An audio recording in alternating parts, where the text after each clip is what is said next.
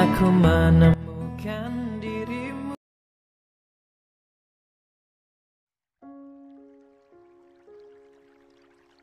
Menikahi Hot Om.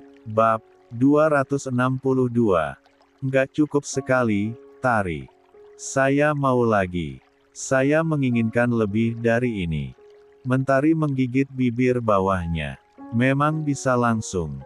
Istirahat sebentar. 1 jam lagi, 1 jam lagi. Biarkan dia pulih untuk bangun lebih kokoh. Dan seperti itulah, percintaan itu terjadi. Malam panjang yang menjadi malam penuh semangat itu, mereka habiskan bersama dengan berbagi peluh. Ah, Mas.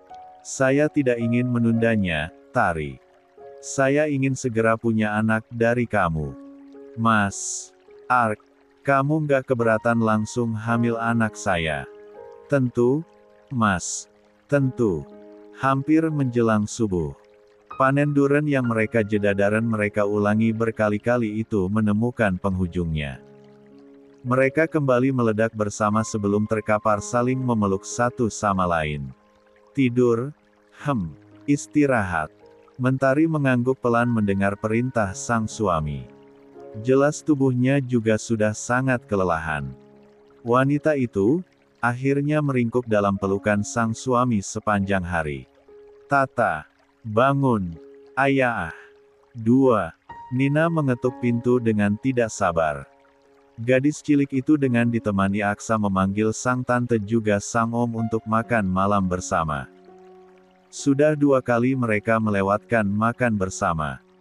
Saat sarapan dan makan siang, untuk itulah Widya yang gemas mengerjai sang kakak penasaran dan menyuruh putrinya untuk mengajak bergabung. Mami, Mami. Gadis cilik itu tidak menyerah walau sedari tadi yang dipanggil-panggil tidak menyahut. Tangan kecilnya terus mengetuk pintu dibantu oleh Aksa. Ayah. Oh ayah. Di dalam sana, Mentari tersentak. Tubuhnya terasa remuk bukan main, ia terduduk, berusaha untuk turun dari tempat tidur. Rintih Mentari. Sungguh, ia benar-benar tidak tahu kalau bercinta akan semenyakitkan ini. Area pangkal pahanya terasa kosong dan nyeri. Awah. Sakit. Ia melihat ke sekeliling. Tidak menemukan Abi di mana-mana. Kemana perginya lelaki itu? Mas Abi kemana? Kembali berusaha turun dari tempat tidur sambil menyeret selimut, perempuan itu masih berusaha keras. Suara Nina di luar sana membuatnya khawatir. Saat rasanya ingin menyerah, terdengar suara pintu kamar mandi yang terbuka. Mentari melihat ke sana. Menemukan sang suami yang sudah rapi dengan kaos kemeja dan celana bahannya. Untuk beberapa saat Mentari terpana. Lelaki yang beberapa saat merenggut keperawanan dan juga bergulat dengannya itu tampak memesona. Dia begitu tampan juga maskulin. Mentari sampai gemas sendiri dan buru-buru mengalihkan pandangannya dari sana karena malu. Lelaki itu akhirnya melangkah mendekat, duduk di samping istrinya. Nyeri? Ya. Pria itu peka. Melingkarkan tangannya ke pinggul sang istri dan merapatkan duduk mereka. Mentari gugup. Ia menelan ludahnya susah payah. Mas Abi kenapa nggak bangunin aku?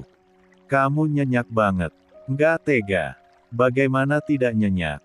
Bahkan mereka berdua tidak terbangun sepanjang hari karena kelelahan. Abi sampai menjamak sholatnya.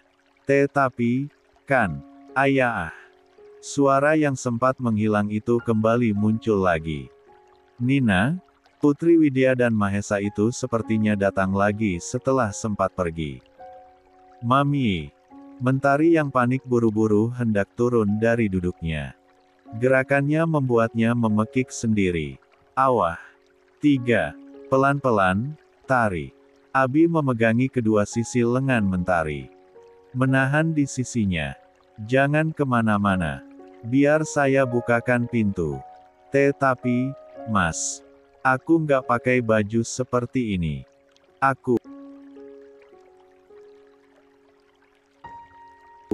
Saya. Tunggu di sini. Nanti saya bantu kamu mandi. Setelahnya, Abi melangkah menuju pintu, sedangkan Mentari segera menenggelamkan tubuhnya di dalam selimut untuk waspada. Khawatir jika Nina meneroboh masuk dan melihat betapa kacau penampilannya. Ya, sayang, ucap Abi pada Nina. Ayah kenapa lama banget buka pintunya? Nina udah lama banget loh di sini. Abi yang sudah berlutut di depan Nina pun tersenyum. Menjawil pipi gemas gadis cilik itu, maaf, ya. Tadi ayah mandi. Ada apa? Nina butuh sesuatu. Nina cuma mau ajakin makan malam sama yang lain. Udah pada kumpul, ya. Ayo kita ke sana. Sejenak Nina celingukan. Mencoba mengintip ke dalam. Tapi ia masih punya sopan santun untuk tidak masuk ke dalam kamar orang sembarangan. Mamita mana? Iya. Oh. Mami kamu lagi mandi. Sebentar lagi selesai. Gimana kalau Nina ke sana duluan, ayah sama mami kamu nyusul. Nina lantas mengangguk cepat. Setidaknya ia lega karena penghuni kamar sudah keluar dari sarangnya. Oke. Jangan lama-lama. Ya, iya. Nanti makanannya dingin. Siap, sayang. Nina lantas pergi bersama Aksa. Aksa yang sedari tadi diam pun pamit pada Abi. Saya duluan, Mas. Siap, Aksa. Aksa memberikan senyuman pada Abi, yang Abi jelas tahu itu adalah sebuah kode laki-laki yang mana mengejeknya karena malam pertamanya. Abi jelas hanya membalasnya dengan senyuman dan gelengan kepala. Mereka belum sedekat itu hingga bisa terang-terangan. Setelah Nina dan Aksa menghilang dari lorong, Abi kembali masuk ke dalam kamar, menemukan istrinya meringkuk di dalam selimut. Ia pun terkekeh, lalu menyibak selimut yang dicengkeram erat-erat tersebut. Nina, Mas, udah pergi. Kita ditunggu makan malam bersama. Kamu mau gabung? Iya, Mas. Aku mau ke sana. Mentari panik. Setelah seharian menghilang, keluarganya pasti mencarinya. Atau, mereka malah sengaja tidak mencari. Kenapa hanya saat makan malam mereka dipanggil bergabung? Tanpa aba-aba, Abi pun mengambil alih tubuh Mentari dari tempat tidur. Mentari yang sibuk melamun memikirkan apa alasan ia menghilang nanti tidak sadar tubuhnya sudah melayang dan beralih ke dekapan sang suami dalam keadaan polos. Mas. Tangannya kontan menyilang di depan dada. Berusaha menutupi tubuh polosnya. Aku. Malu. Abi terkekeh. Gemas oleh tingkah sang istri. Apa yang mau kamu tutupi? Saya bahkan udah lihat. Semua. 4. Wajah Mentari jelas merona. Ia malu bukan main. Ia pun kehilangan kata-katanya untuk membalas. Pada akhirnya ia hanya pasrah dan berusaha menyesuaikan diri saat lelaki ini membantunya untuk mandi. Lama banget Mamita. Tadi kamu bilang bentar, Nin. Niko, pria cilik itu sudah gemas bukan main. Ingin makan bersama-sama dan menunggu agar dua orang yang disayanginya itu tidak tertinggal. Tadi kata ayah tuh sebentar, Mas. Nina nggak tahu dong kalau bakal lama. Mama Indah yang duduk di sebelah Niko dengan sabar mengusap kepala belakangnya. Sabar, sayang. Sebentar lagi pasti mami kamu datang.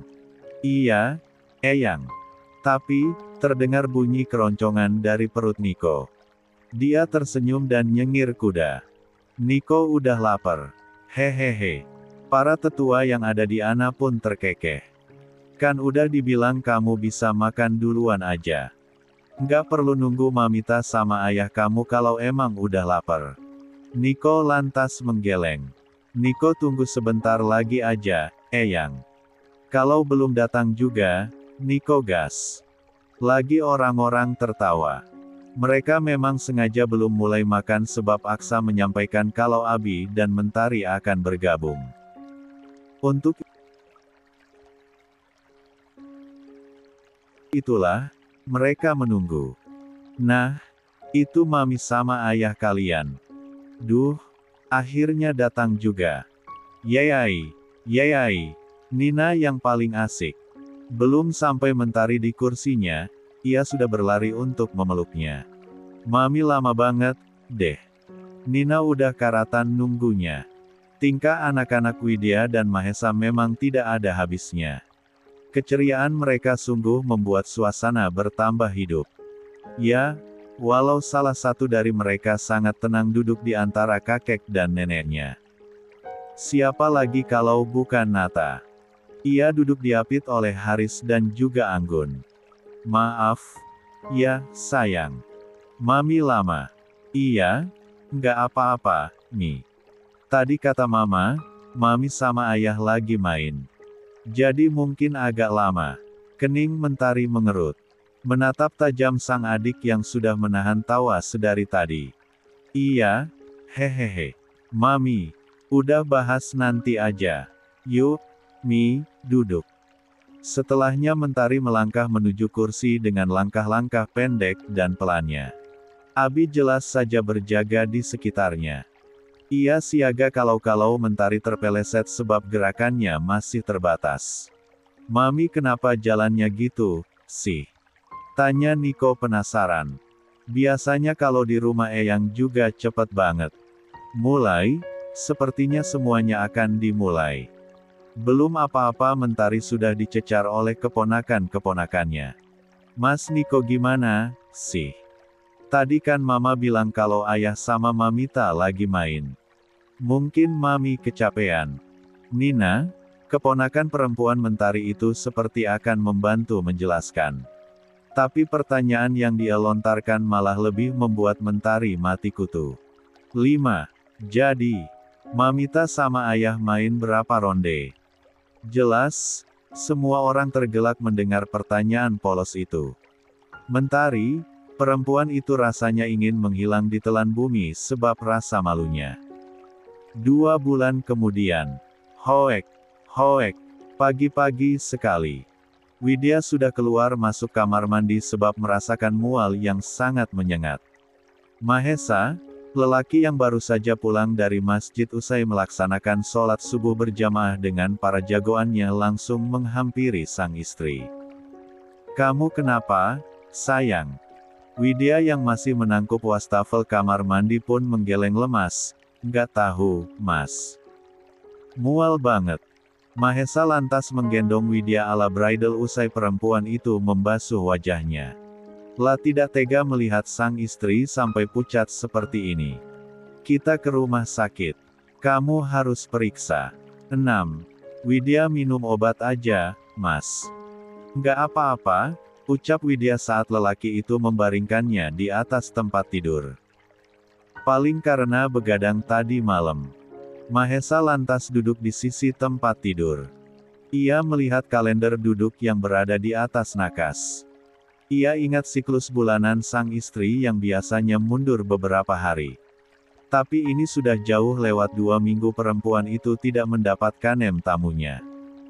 Kita harus periksa, sayang. Kita harus periksa, sayang. Mastiin aja. Widya memijat keningnya yang terasa pening. Menghirup minyak aromaterapi roll yang ada di tangannya. Mastiin apa? Mas, ini bukan hal yang serius. Aku pasti cuma kecapean aja. Mahesa mengusap perut rata istrinya, mengulas senyumnya di sana. Mungkin adiknya anak-anak udah ada. Mendengarkan hal itu wajah Widya langsung tersipu. Lah bahkan tidak memikirkan hal itu sebab tidak pernah memperhatikan kapan tepat jadwal bulanannya. Juga karena riwayat ia tidak langsung hamil saat menikah. Tapi bukankah yang dikatakan oleh suaminya itu memiliki kemungkinan yang sangat besar? Mereka sangat aktif panen mangga muda. Suaminya itu tidak pernah tidak menyentuhnya. Bahkan hampir setiap hari dalam 1 minggu Mahesa memberikan mangga muda padanya. Tangan besar itu lantas menggenggam tangan istrinya erat-erat. Tunggu di sini. Mas siapin anak-anak sekolah dulu, Setelah itu kamu. Aku bisa sendiri, Mas. Mas nggak apa-apa, urusin mereka sendiri. Mahesa lantas mengecup kening perempuan itu dengan lembut. Kapan Mas biarin kamu urus anak-anak sendirian, Bun? Widya lantas merasa bersalah. Mereka berdua selalu bekerja sama untuk mengurus anak-anak. Ya, walau lebih banyak andil Mahesa di sana. Bahkan pria itu lebih sering bangun lebih awal dan menyiapkan semuanya untuk mereka. Sarapan contohnya. Setelah itu baru mengurus anak-anaknya. Iya, maaf, Mas. Nggak perlu, sayang. Kamu istirahat aja dulu. Sekalian Mas telepon Dokter Mirna. Dokter Ilbam. Mahesa menipiskan bibir. Jelas tahu dua dokter kandungan itu memiliki pengalaman yang berbeda. Ia hanya tidak rela saja perut istrinya dilihat oleh lelaki lain. Tapi, dia adalah orang medis itu sendiri. Harusnya bisa berpikir rasional. Bagaimana jika seseorang memilih dokter hanya berdasarkan gender, bukan dari keahlian dan juga jam terbangnya? Jelas Dokter Ilham lebih jeli dan berpengalaman dibandingkan Dokter Mirna yang baru beberapa tahun menjadi spesialis kandungan. Oke. Widya pun tersenyum. Mengulurkan tangannya untuk mengusap wajah sang suami. Nah, gitu. Jangan cemburuan. 7. Mahesa terkekeh. Melingkupi tangan sang istri yang sedang menyentuh pipinya lalu mengecup telapak tangan wanita itu. Sampai kapanpun Mas akan cemburu, Bun. You're mine. Gombal. Lelaki itu tertawa kecil dan sekali lagi mengecup puncak kepala sang istri. Kemudian beranjak dari duduknya. Mas ke anak-anak dulu. Oke. Baru saja hendak keluar dari kamar, suara Nina sudah melengking. Papa. Mas Niko umpetin kaos kaki Nina, Pa. Yang gambar kelinci warna coklat. Yang satunya nggak ada. Selalu seperti ini setiap pagi, anak-anaknya akan selalu heboh seperti ini. Widya hanya memperhatikan betapa manis suaminya itu selalu menenangkan putrinya. Nanti papa minta. Mahesa langsung menggendong Nina keluar dari kamar. Meninggalkan sang istri sendirian di sana. Kalau Mas Niko nggak kasih gimana, Pa? Damai?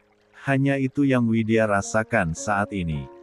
Mahesa, lelaki itu benar-benar menjadi sosok suami yang baik dan juga seorang ayah yang sempurna.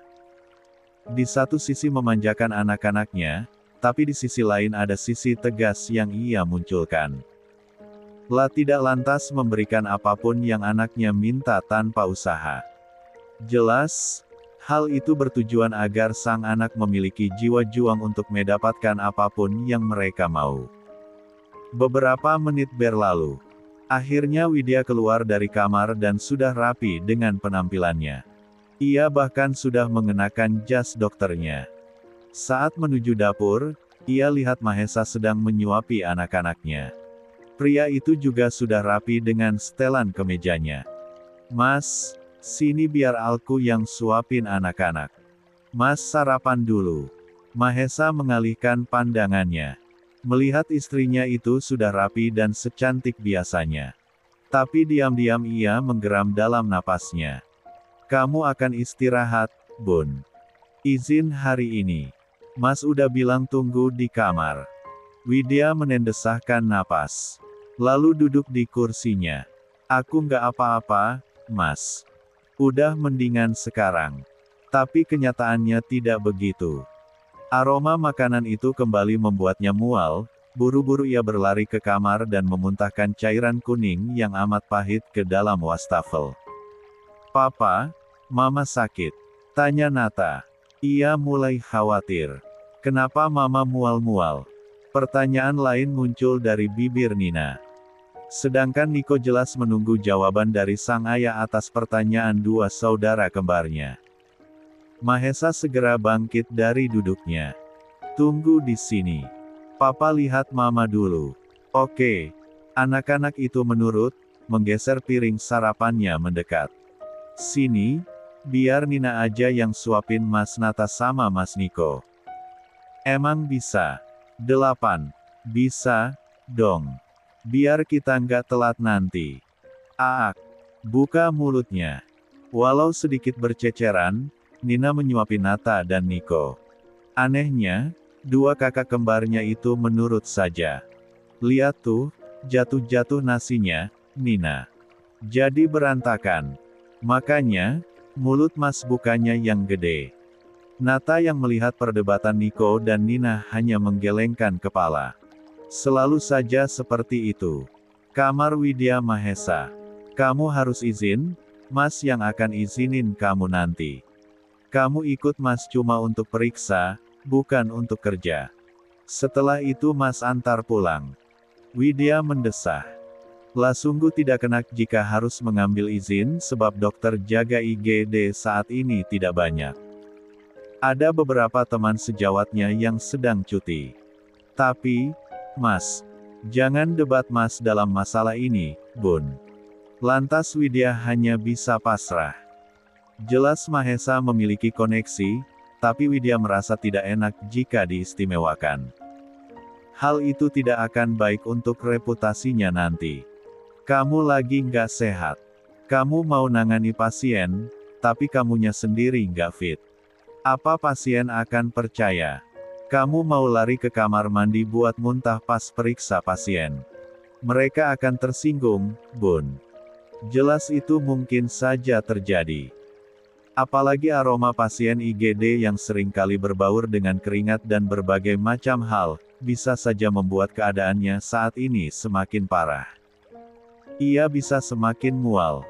Ia jelas ingat betul, bahkan obat anti mual dari dokter yang dulu ia konsumsi tidak membantu. Nurut, Widya pada akhirnya menyerah. Ia menuruti saran sang suami. Oke, rumah sakit. Wah, iya ini. Ada kantung hamilnya. Dokter Mahesa sama dokter Widya bisa lihat, kan? Mata Widya dan Mahesa terpana beberapa saat ketika melihat lingkaran kecil hitam pada USG hitam putih yang terkoneksi pada TV layar datar. Alhamdulillah, iya. Ini kantungnya berada dalam kandungan. Letaknya juga sempurna di puncak rahim. Tapi tunggu sebentar. Beberapa saat menggerakkan probe dokter laki-laki bernama Ilham itu menemukan sesuatu yang lain. Wah, kantungnya ada 2 ternyata. Kembar lagi. Dan beberapa saat kemudian, suara degup jantung dari masing-masing janin itu diperdengarkan.